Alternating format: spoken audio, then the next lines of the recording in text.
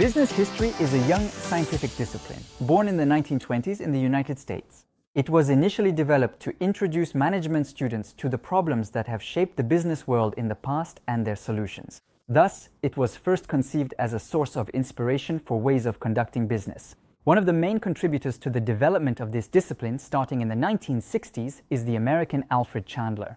While the first works in business history were individual case studies, company monographs, biographies of leaders, and analyses of innovation, Chandler paved the way for comparative studies explaining the growth of companies by emphasizing the past role of their strategy and structure. Business history is closely related to economic history. However, its specificity lies in its focus on the history of the business world in the broadest sense, that is, on activities with an economic, commercial, and financial dimension, whether or not their objective is to generate profits. The breadth of this scope explains why the term business history is generally used by French speakers to refer to the discipline.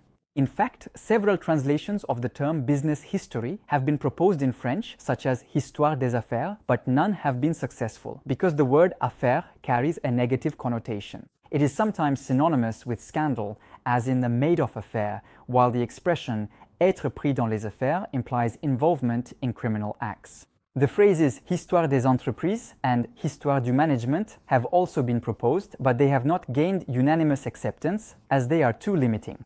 In fact, the term business history is frequently used because compared to French, it condenses a wider range of meanings into fewer words. To clarify, the term business history covers first the history of management, that is of a process, and second, the history of its actors, managers, entrepreneurs, leaders, accountants, and salespeople. Third, it encompasses the history of the organizations in which these processes and actors are found. Companies, associations, foundations, public services, sports clubs, and more broadly, the history of their stakeholders.